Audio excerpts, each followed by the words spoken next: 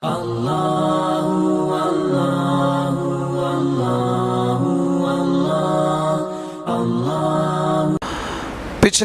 2 हफ्तों से एक अहम मौजू पर मैं बात कर रहा हूँ और वो अहम मौजू है हिंदुस्तान की आज़ादी के लिए मुसलमानों की क़ुरबानियाँ।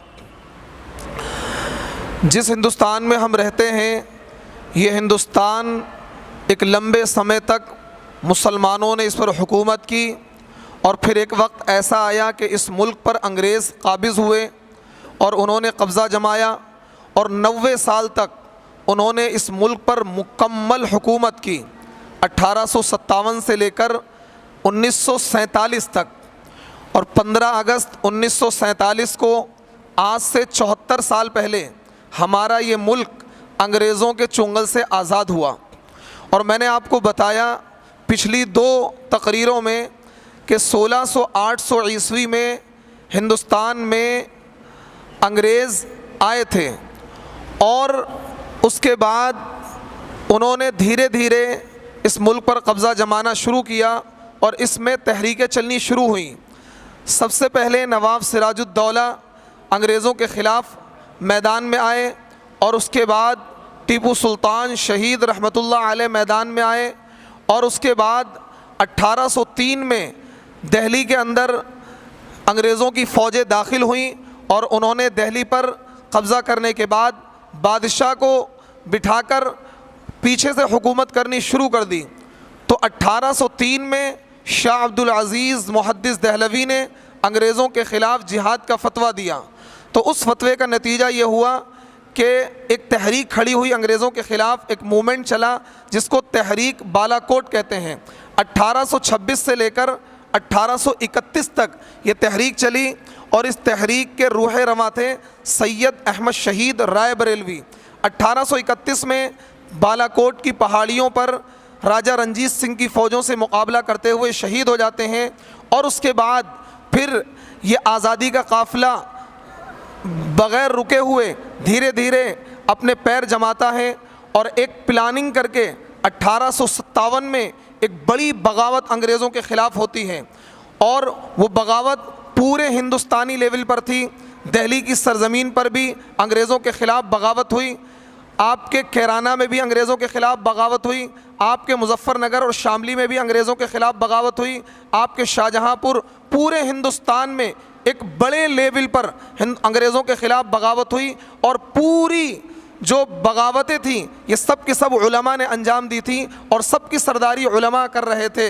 दिल्ली की सरज़मीन हो, शामली का मैदान हो, कैराना का महाज हो, पूरे हिंदुस्तान में उलमाए किराम आगे आगे थे, उनके पीछे मुसलमान थे।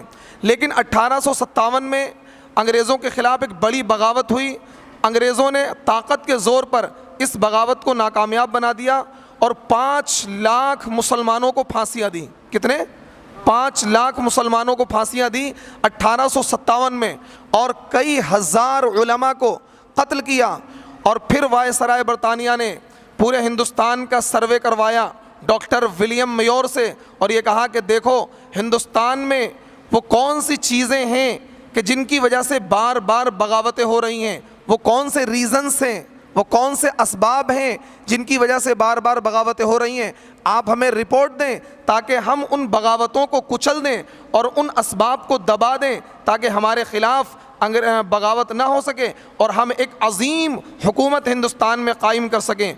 वायसराय बरतानिया के ऑर्डर पर डॉक्टर विलियम मेयोर ने हिंदुस्तान के हालात का जायज़ा लिया और 3 बातें पेश की कि यहाँ से उलमा को ख़त्म कर दो, जज्बे जिहाद को ख़त्म कर दो, कुरान को ख़त्म कर दो, मदारिस को ख़त्म कर दो।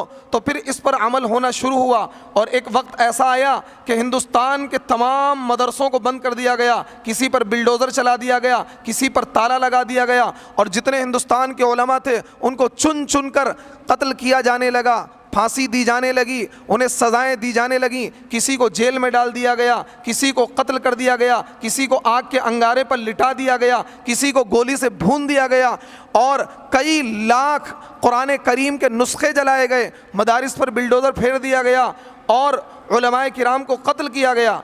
अब उलमाए किराम ने सोचा कि अगर इसी तरीके से मामला चलता रहा और इसी तरीके से उलमा कत्ल होते रहे, मदारिस बंद हो गए, तो फिर हिंदुस्तान में एक वक्त ऐसा आएगा कि मुसलमानों का नामो निशान मिट जाएगा। और फिर अंग्रेज़ों ने बड़े बड़े ईसाई पादरी और ईसाई उलमा को मैदान में उतार दिया और ये कहा कि हिंदुस्तान की जो आवाम है इनका कन्वर्ज़न करो, इनका कन्वर्ज़न करो, हिंदुओं को, मुसलमानों को ईसाई बनाओ और पूरे हिंदुस्तान को हम ईसाई स्टेट बना देंगे। फिर चंद दर्दमंद उलमा ने इस बात का मशवरा किया कि आखिर हिंदुस्तान में मुसलमानों का दीन कैसे बाकी रह सकता है, मुसलमान कैसे बाकी रह सकता है, ये मसाजिद, ये मकातिब, ये मदारिस, ये कुरान की तालीम कैसे बाकी रह सकती है। फिर 1866 में उलमाए किराम के मशवरे से देवबंद की सरजमीन पर दारुल देवबंद की बुनियाद रखी जाती है। एक छोटा सा मदरसे की बुनियाद रखी गई जो आज एक अजीम यूनिवर्सिटी है, आज एक अजीम दीनी दरसगाह है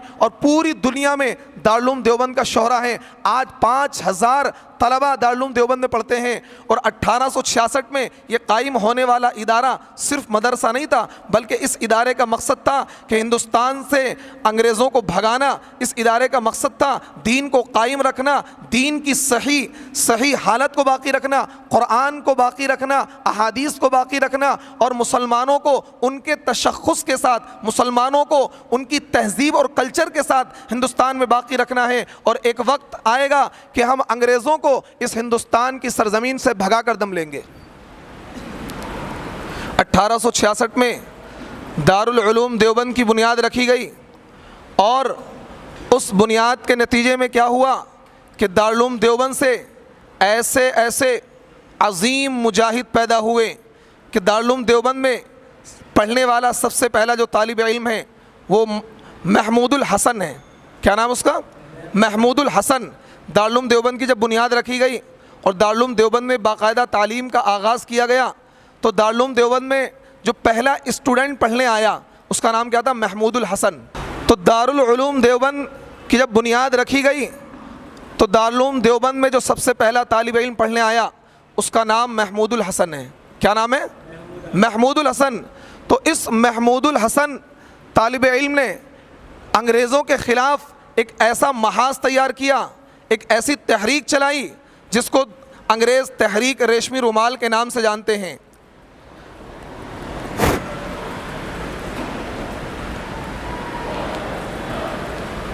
उसी में लगाइए।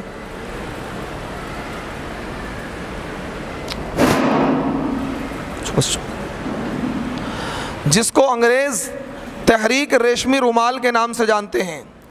और दारुल उलूम देवबंद ने अपना कायदाना किरदार अदा किया। यही दारुल उलूम देवबंद है जिससे मौलाना इलियास दहलवी फारिग हुए, यही दारुल उलूम देवबंद है जिससे मौलाना अशरफ अली थानवी पढ़कर निकले, यही दारुल उलूम देवबंद है जिससे शेखुल हिंद मौलाना महमूद हसन देवबंदी निकले, यही दारुल उलूम देवबंद है जिससे हज़रत मौलाना शेखुल इस्लाम सैयद हुसैन अहमद मदनी पढ़कर निकले, यही दारुल उलूम देवबंद है जिससे मौलाना उबैदुल्लाह सिंधी निकले, जिन्होंने अंग्रेज़ों के ख़िलाफ़ एक बागी हुकूमत बनाई थी जिसमें महाराणा प्रताप सिंह और मौलाना बरकतुल्लाह भोपाली और मौलाना उबैदुल्लाह सिंधी वज़ीर आज़म बने थे। तो 1866 में कायम होने वाला दारुल उलूम देवबंद, उसका मकसद ये था कि इस इदारे से बड़े बड़े मुजाहिद पैदा किए जाएंगे और बड़े बड़े जर्नैल पैदा होंगे जो अंग्रेज़ों के ख़िलाफ़ सीना सपर होकर अंग्रेज़ों से इस मुल्क को आज़ाद कराएंगे। और दारुल उलूम देवबंद की ये तारीख़ रही है कि दारुल उलूम देवबंद से ऐसे मुजाहिद पैदा हुए जिन्होंने अंग्रेज़ों के ख़िलाफ़ सीना सपर होकर इस मुल्क को आज़ाद कराया। शेखुल हिंद रहमतुल्लाह अलैह जो दारुल उलूम देवबंद के पहले स्टूडेंट हैं, दारुल उलूम देवबंद के पहले तालिब इल्म हैं, जिनको हम मौलाना महमूदुल हसन देवबंदी कहते हैं, जिनका लक़ब शेखुल हिंद है, उन्होंने एक तहरीक चलाई जिसका नाम रेशमी रुमाल रखा। 1909 से ये तहरीक चली और अंग्रेज़ों के इस तहरीक का मकसद क्या था?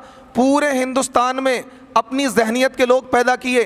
दिल्ली और इसी तरीके से यागिस्तान और पूरे हिंदुस्तान में जगह जगह छोटे छोटे अपने मरकज़ कायम किए और फिर इनका मकसद ये था कि अफ़गानिस्तान की हुकूमत से उधर खिलाफत उस्मानिया से तुर्की से मदद लेकर हिंदुस्तान पे अटैक करवाएंगे और अंदर से हम बगावत करेंगे। जब चारों तरफ से अंग्रेज़ घिर जाएंगे, इधर से अफ़गानिस्तान से हमला होगा और उधर से ईरान से हमला होगा, इधर से यहाँ से मुसलमान खड़े हो जाएंगे, तो अचानक एकदम से ही बगावत जो होगी तो अंग्रेज़ इस बगावत को नहीं झेल पाएंगे। दारुल उलूम देवबंद की सरज़मीन पर पैदा होने वाला ये शख्स लागर नहीफ छोटे से कद के मौलाना महमूदुल हसन थे, दारुल उलूम देवबंद के एक तालिब इल्म थे, फिर बाद में शेखुल हिंद बने। लेकिन अंग्रेज़ नहीं जानते थे कि छोटे से कद का शख्स, पतला दुबला शख्स इतना बड़ा अजीम लीडर बनेगा और इतनी बड़ी तहरीक अंग्रेज़ों के ख़िलाफ़ खड़ी करेगा। अगर तहरीक यानी इनकी जो तहरीक थी, इनका जो मूवमेंट था, उसका राज फाश ना होता तो 1920 में ही हिंदुस्तान आज़ाद हो गया होता। लेकिन हुआ ये कि आपने पूरा निज़ाम हिंदुस्तान में बना दिया और मौलाना उबैदुल्ला सिंधी जो इनके शागिर्द थे उनको अफ़गानिस्तान के इलाके में भेज दिया कि वहाँ के जो मुसलमान हैं, वहाँ का जो बादशाह है, उससे मदद के लिए तुम दरख्वास्त करो कि वो हमारी मदद करे, हमें फ़ौज दे और हम क्या हिंदुस्तान के ख़िलाफ़, अंग्रेज़ों के ख़िलाफ़ बगावत करें। और फिर ख़ुद आप मक्कतुल मुकर्रमा तशरीफ़ ले गए, क्योंकि मक्कतुल मुकर्रमा में उस वक्त तुर्कियों की हुकूमत थी, खिलाफत उस्मानिया कायम थी। और मक्के में जाकर गालिब पाशा से मुलाकात करी और मुलाकात करने के बाद उनसे एक ख़त लिखवाया अफ़गानिस्तान के बादशाह के नाम कि ये ख़त लेकर मैं ख़ुद अफ़गानिस्तान जाऊँगा ताकि खिलाफत उस्मानिया, क्योंकि पूरे मुसलमानों की जो सुपर पावर थी वो खिलाफत उस्मानिया के हाथ में थी। तमाम मुसलमानों के जो ज़िम्मेदार थे, तमाम मुसलमानों के जो अमीर थे, वो खिलाफत उस्मानिया के खलीफा थे। तो इसलिए खिलाफत उस्मानिया का सिक्का पूरी दुनिया के मुसलमानों पर चलता था और पूरी दुनिया के मुसलमान खिलाफत उस्मानिया का जो खलीफा होता था उसके हुक्म के आगे सर तस्लीम खम कर देते थे, उसके हुक्म को मानते थे। तो मौलाना महमूदुल हसन ने तुर्की का जो तुर्की हुकूमत का जो मक्के का गवर्नर था गालिब पाशा, उससे मुलाकात की और मुलाकात करने के बाद हिंदुस्तान के हालात के बारे में बताया कि हिंदुस्तान के मुसलमान अंग्रेज़ों से आज़ादी चाहते हैं और इस तरीके से मैंने तहरीक का पूरे हिंदुस्तान में जाल बिछा दिया है। सिर्फ आपसे मदद ये चाहिए कि आप एक ख़त लिख दीजिए अफ़गानिस्तान के बादशाह के नाम। अगर अफ़गानिस्तान का बादशाह हमारी मदद करता है तो फिर हम अंदर से बगावत खड़ी करेंगे, इधर से सरहद से ये हमला करेगा तो अंग्रेज़ बगावत को झेल नहीं पाएंगे और आखिरकार अंग्रेज़ों को भागना पड़ेगा। देखिए, ये एक मदरसे में पढ़ने वाले तालिब इल्म का ये जहन था और इस तरीके से मौलाना महमूदुल हसन ने इतनी बड़ी प्लानिंग तैयार की और इतनी बड़ा कायदाना किरदार अदा किया। आखिरकार गालिब पाशा ने एक ख़त लिखा, बड़ा लंबा ख़त लिखा और अफ़गानिस्तान के बादशाह को यह हुक्म किया कि आप हिंदुस्तान के मुसलमानों की मदद करें। लेकिन वो ख़त अभी वहाँ पहुँच ही पाया था, इधर क्या है, फर्स्ट वर्ल्ड वार छिड़ जाता है। 1914 में जर्मनी और खिलाफत उस्मानिया का क्या इत्तिहाद था, ब्रिटिशन से जंग चल रही थी। तो खिलाफत उस्मानिया क्या है, जर्मनी से इत्तिहाद करके, दोस्ती करके ब्रिटिशन के ख़िलाफ़ आ जाती है। शुरू में ब्रिटिशन को क्या है, नाकामयाबी मिली और खिलाफत उस्मानिया को कामयाबी मिली। लेकिन फिर अमेरिका और रूस ब्रिटिशन के साथ आ गया तो खिलाफत उस्मानिया को क्या है, काफ़ी नुकसान उठाना पड़ा और उस नुकसान का नतीजा ये हुआ कि खिलाफत उस्मानिया ख़त्म हो गई। खिलाफत उस्मानिया इतनी बड़ी खिलाफत थी कि जब खिलाफत उस्मानिया टूटी तो 40 मुल्क बन गए। कितने मुल्क बन गए? 40 मुल्क बन गए। इतनी बड़ी खिलाफत थी खिलाफत उस्मानिया। तो ये मामला हुआ। उधर क्या है, तहरीक रेशमी रुमाल अपने उरूज पर थी, लेकिन खिलाफत उस्मानिया के जब हिस्से बिखरने शुरू हुए और खिलाफत उस्मानिया जवाल पजीर हुई तो फिर अफ़गानिस्तान के मुसलमानों का भी जोश ठंडा पड़ गया, इधर हिंदुस्तान के मुसलमानों का भी जोश ठंडा पड़ गया। और वो जो तहरीक रेशमी रुमाल चली थी उस तहरीक का इधर क्या राज भी फाश हो गया। मौलाना उबैदुल्ला सिंधी जो हज़रत मौलाना शेखुल हिंद के राजदार थे, इन्होंने चंद खतूत लिखे और हिंदुस्तान के कुछ सरकर्दा लोगों के नाम उन ख़त को भेजा। मामला ये हुआ कि जिस शख्स के हाथ वो ख़त भेजे थे उसने क्या किया, वो ख़त अंग्रेज़ों के हवाले कर दिए और अंग्रेज़ों ने उन सारे ख़तों को पढ़कर राज का पता लगा लिया और तहरीक से, मूवमेंट से जुड़े हुए जितने भी लोग थे उन सबको गिरफ़्तार कर लिया गया। और उधर बाकायदा मक्कतुल मुकर्रमा से शेखुल हिंद की भी गिरफ़्तारी हो गई। शेखुल हिंद मौलाना महमूदुल हसन को मक्कतुल मुकर्रमा से गिरफ़्तार कर लिया गया। हज़रत मौलाना सैयद हुसैन अहमद मदनी को भी गिरफ़्तार कर लिया गया। मौलाना अजीज़ गिल, हकीम नुसरत अली, इन 4-5 लोगों को गिरफ़्तार करके माल्टा की जेल भेज दिया गया। कहाँ भेज दिया गया? माल्टा की जेल भेज दिया गया। और 3 साल तक आप माल्टा की जेल में रहे और आपने, क्योंकि अंग्रेज़ों के ख़िलाफ़ एक तहरीक छेड़ी थी, अंग्रेज़ों के ख़िलाफ़ एक बगावत का महाज तैयार किया था और आपने एक फ़तवा भी जारी किया था। आपने फतवा ये जारी किया था कि ऐ लोगों, अंग्रेज़ों की फ़ौज में भर्ती होना हराम है, अंग्रेज़ों की मदद करना हराम है, अंग्रेज़ों से किसी भी एतबार से मुआवनत करना, दोस्ती करना हराम है। तो अब जब माल्टा की जेल में आपको भेज दिया गया तो माल्टा की जेल में अंग्रेज़ आता और अंग्रेज़ लोहे की सलाख को गर्म करता, जब वो बिल्कुल तब जाता तो हज़रत शेखुल हिंद रहमतुल्लाह अलैह की पीठ पर लगा देता और आप क्या है उसकी शिद्दत की वजह से चिंगाड़ उठते। लेकिन और अंग्रेज़ ये कहता कि ए महमूदुल हसन, तुम हमारे हक़ में फ़तवा दे दो, तुम हमारे हक़ में फ़तवा दे दो और अपने इस फतवे को वापस ले लो कि अंग्रेज़ों की फ़ौज में भर्ती होना हराम है। तो वो कहते हैं कि मैं बिलाल का वारिस हूँ, मैं खब्बाब का वारिस हूँ, मैं जल तो सकता हूँ, मैं टुकड़े तो हो सकता हूँ, मेरी लाश के तुम टुकड़े कर देना, लेकिन मैं तुम्हारे हक़ में फ़तवा नहीं दे सकता। ये अकाबिर देवबंद और क्या है तहरीक आज़ादी के हीरों की मिसालें हैं कि मुसलसल रोज़ाना का मामूल था, लोहे की सलाख गर्म की जाती और उनकी पीठ से यूँ चिपका दी जाती, आप दर्द के मारे कराह जाते। आखिरकार एक दिन ऐसा हुआ कि आप बड़ी तकलीफ़ में थे, आप कराह रहे थे, 70 साल का बूढ़ा इंसान और उसके साथ ये ज़्यादती की जाए, आप 70 साल में भी हिम्मत को देखिए। उन्होंने कहा मैं बिलाल का जिस्म हूँ, मैं खब्बाब का वारिस हूँ, मैं टुकड़े तो हो सकता हूँ, लेकिन मैं अंग्रेज़ तेरी हिमायत नहीं कर सकता। आखिरकार माल्टा की जेल से आपको रिहाई मिली, लोगों ने कोशिशें करी और 3 साल की कैद के बाद आप हिंदुस्तान तशरीफ़ लाए और हिंदुस्तान में आने के बाद आपने जामिया मिल्लिया इस्लामिया की बुनियाद रखी। आज ये जामिया यूनिवर्सिटी जिसमें हम पढ़ते हैं, ये जामिया अकाबिर देवबंद की देन है। हज़रत मौलाना महमूदुल हसन देवबंदी रहमतुल्लाह अलैह ने इसकी बुनियाद रखी थी। सबसे पहले जामिया अलीगढ़ में कायम हुआ था, ये यहाँ दिल्ली में कायम नहीं होता, फिर अलीगढ़ में कायम हुआ, वहाँ किसी परेशानी के बाइस फिर जामिया को दिल्ली मुंतकिल कर दिया गया। तो इस जामिया की बुनियाद किसने रखी है? दारुल उलूम देवबंद के जो सबसे पहले तालिब इल्म थे, सबसे पहले स्टूडेंट थे, मौलाना महमूदुल हसन देवबंदी, जिन्होंने तहरीक रेशमी रुमाल चलाई, जिन्होंने अंग्रेज़ों के ख़िलाफ़ फतवा जिहाद दिया, जिन्होंने अंग्रेज़ों के ख़िलाफ़ तर्के मुआलात का फतवा दिया कि अंग्रेज़ों की फ़ौज में भर्ती होना हराम है, वही शख्स किसकी बुनियाद रखता है? जामिया मिल्लिया इस्लामिया की। आखिरकार 1921 में शेखुल हिंद का दिल्ली की सरज़मीन पर इंतकाल हो जाता है और आपका जनाजा देवबंद ले जाया गया और देवबंद की सरज़मीन पर आपको दफन किया गया। लेकिन आपके जो शागिर्द थे उन्होंने हार नहीं मानी और वो अंग्रेज़ों के ख़िलाफ़ सीना सपर रहे और अंग्रेज़ों के ख़िलाफ़ तहरीक चलाते रहे। मुसलसल तहरीकें चलती रहीं, जलसे होते रहे, जुलूस होते रहे, अंग्रेज़ों के ख़िलाफ़ एहतिजाज होता रहा। फिर 1930 में सत्याग्रह तहरीक चलती है, जिसमें गांधी जी आगे आगे थे, लेकिन उसमें भी हज़ारों उलमा ने शिरकत की। मौलाना किफ़ायतुल्लाह दहलवी उस तहरीक में शरीक हुए, मौलाना हिफ्ज़ुर रहमान सिवहारवी उस तहरीक में शरीक हुए, मौलाना अबुल कलाम आज़ाद उस तहरीक में शरीक हुए और मौलाना अहरारुल इस्लाम उस तहरीक में शरीक हुए और ये तमाम के तमाम उलमा जो सत्याग्रह तहरीक चली 1930 में उसमें शरीक हुए और आखिरकार इन्हें जेल की सदाएं काटनी पड़ी। उसके बाद कांग्रेस ने और जमइयत उलमा हिंद की वर्किंग कमेटी ने अंग्रेज़ों के ख़िलाफ़ एक क़ानून पास किया, क्विट इंडिया, जिसको कहते हैं क्विट इंडिया तहरीक, और बाकायदा अंग्रेज़ों को लिखत में अल्टीमेटम दे दिया कि अगर तुमने हिंदुस्तान नहीं छोड़ा तो तुम्हारे खिलाफ कुछ भी हो सकता है। ये तहरीक, ये मूवमेंट, ये अल्टीमेटम 1931 में दिया गया। किसने दिया? कांग्रेस ने और किसने? जमीयत उलमा हिंद ने। इस अल्टीमेटम देने के नतीजे में क्या हुआ? फिर एक तहरीक चली जिसको कहते हैं सिविल नाफरमानी। कांग्रेस और जमीयत उलमा हिंद के मुसलमानों ने क्या है अंग्रेज़ों के खिलाफ जेल भरो तहरीक चला दी। कौन सी तहरीक चलाई? जेल भरो तहरीक, जिसमें 90,000 लोगों को जेल हुई। कितने लोगों को? 90,000 लोगों को, जिसमें 46,500 मुसलमान जेल में गए। कितने? यानी आज़ादी की लड़ाई में हम हर जगह आगे रहे हैं, हम पीछे नहीं रहे, हर जगह हम आगे रहे। यानी जो जेल भरो तहरीक चली है, सिविल नाफरमानी की जो तहरीक चली है, क्विट इंडिया की जो तहरीक चली है, सत्याग्रह की जो तहरीक चली है, हर तहरीक में मुसलमान आगे हैं।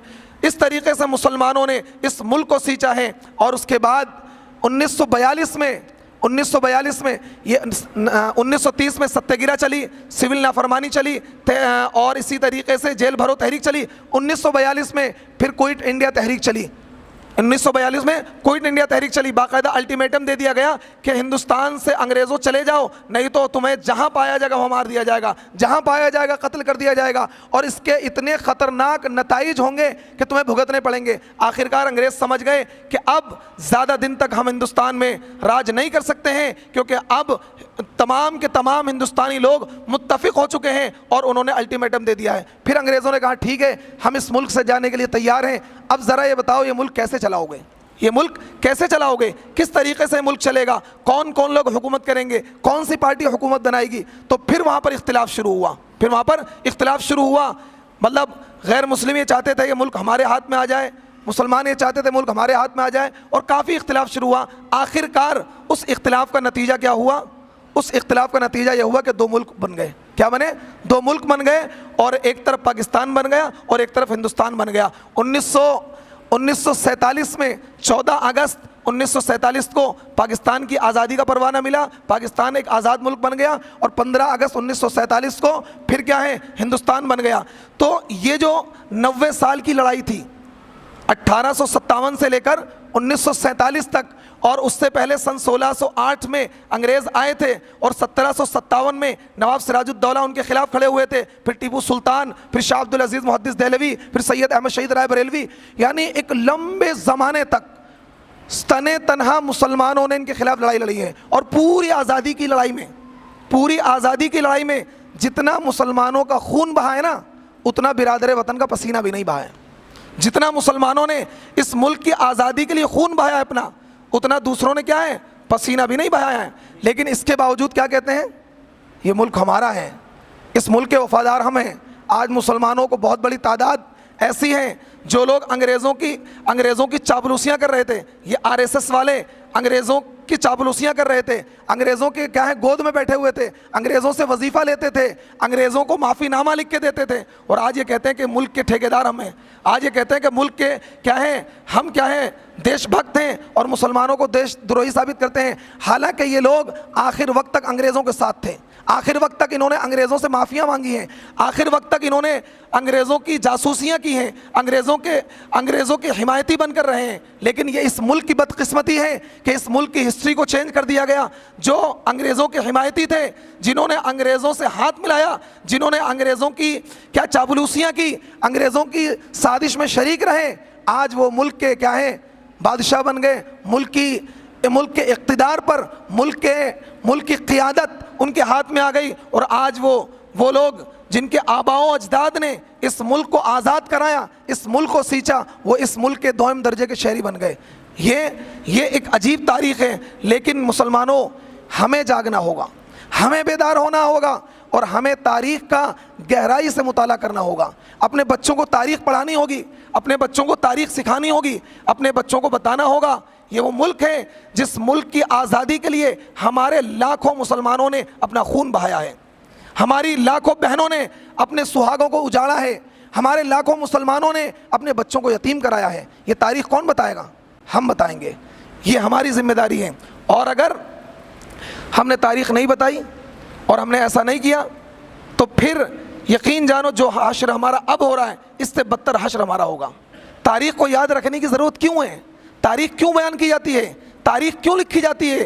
तारीख़ माजी और पास्ट से हमें सबक देता है। अगर हम तारीख़ पढ़ें तो हमें पता लगेगा किस तरीक़े से हमारे बड़ों ने कुर्बानी दी थी, किस तरीक़े से अपना हक़ हासिल किया था, हमें पता लगेगा। और फ्यूचर की प्लानिंग हमें तारीख़ सिखाती है, पास्ट से हमें सीख मिलती है, और तारीख़ हमें फ्यूचर की क्या है, प्लानिंग बताती है। इसलिए जो कौम तारीख़ नहीं पढ़ती है, जो कौम तारीख़ को भुला देती है, वो कौम क्या है, सफ़े हस्ती से मिटा दी जाती है। वो कौम क्या है, इज़्ज़त के मकाम को खो देती है, वो कौम सफ़े हस्ती से मिटा दी जाती है। आज मुसलमानों का जो बुरा हाल है, उसकी बुनियादी वजह यह भी है कि हमने तारीख़ को भुला दिया है।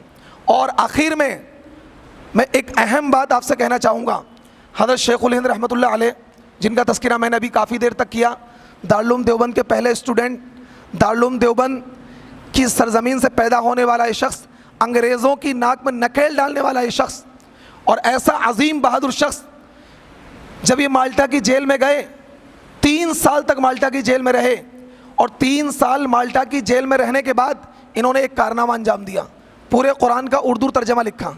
क्या लिखा? पूरे कुरान का उर्दू तर्जमा लिखा, जो तर्जमा आज भी छपता है तर्जमा शेखुल हिंद के नाम से। उस तर्जमे का नाम क्या है? तर्जमा शेखुल हिंद। तो हज़रत से किसी ने पूछा कि मुसलमानों की पस्ती की वजह क्या है? मुसलमान कहाँ तो अर्श पर थे, इस मुल्क की हुकूमत की बागडोर मुसलमानों के हाथ में थी, आज कहाँ मुसलमान फर्श पर आ गए? आखिर मुसलमानों की तनज़्ज़ुली की, पस्ती की, पिटने की, छितने की वजह क्या है? हज़रत ने कहा कि जब तक मुसलमान 3 बातों पर अमल नहीं करेंगे, उस वक्त तक मुसलमान तरक्की नहीं कर सकते हैं। कितनी बातों पर? 3 बातों पर। सबसे पहली बात, मुसलमान आपस के इख्तिलाफ को छोड़ दें। क्या करें? आपस के इख्तिलाफ को छोड़ दें।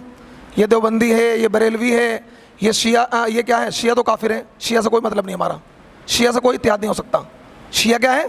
काफिर हैं और कायनात के बदतरीन और गलीज तरीन काफिर हैं। शिया से इत्याद नहीं हो सकता। ये देवबंदी, ये बरेलवी, ये फ़लाँ बिरादरी के, फ़लाँ कबीले के, ये वहाँ के, ये यहाँ के, इलाके की तफरीक, बिरादरी की तफरीक, मसलक की तफरीक, ये तफरीक जब तक नहीं ख़त्म होगी, हम सब एक नहीं बनेंगे, उस वक्त तक क्या है, कामयाबी हमारे कदम नहीं चूमेगी। दूसरी बात, ये कौम क्या कुरान से दूर हो गई है। क्या हो गई है? कुरान से दूर हो गई है। आज ना कुरान पढ़ते ना कुरान के मतलब को समझते। जब तक ये कौम अपने अंदर इत्तिहाद पैदा नहीं करेगी और जब तक ये कौम कुरान को नहीं पढ़ेगी, कुरान के तर्जमे को, कुरान के मफहूम को नहीं पढ़ेगी, और जब तक ये कौम उलमा को अपना सरदार नहीं बनाएगी, उस वक्त तक ये कौम कामयाब नहीं हो सकती है। ये तीन बातें शेख वलीद ने कही हैं कि सबसे पहली बात यह है कि कुरान को अपने सीनों से लगा लो, कुरान की तिलावत करो, कुरान के मफहूम को पढ़ो, कुरान के तर्जमे को पढ़ो कि अल्लाह ने कुरान में क्या कहा है। दूसरी बात यह है, आपस में इत्तिहाद से रहो, सारी चीज़ें भुला दो, मसलकों को, बिरादरियों को, ख़ानदानों को, इलाक़ों को सब भुला दो। सिर्फ ये जान लो कि हम मुसलमान हैं, हम अल्लाह के नबी के नाम लेवा हैं, हमारा काबा एक है, हमारा क़िबला एक है, हमारा रब एक है, हमारा कुरान एक है, हमारा दस्तूर एक है, हमारा मंशूर एक है, सब कुछ एक है। ये चीज़ अपना लो इंशाअल्लाह सुम्मा इंशाअल्लाह। और उलमाए किराम को अपना कायद बना लो, अपना पेशवा बना लो, अपना लीडर बना लो, अपना मुक्तदा बना लो, इंशाअल्लाह कामयाब हो जाओगे। और अगर इन तीन बातों पर अमल नहीं किया तो जिस तरीके से अब पिट रहे हो, इसी तरीके 100 साल तक भी पिटते रहोगे और कामयाबी तुम्हारे हाथ नहीं लगेगी। अल्लाह रब्बुल इज़्ज़त मुझे भी और आप सबको अमल की तौफीक अता फरमाए। व आखिरु दावाना अनिल हम्दुलिल्लाहि रब्बिल आलमीन।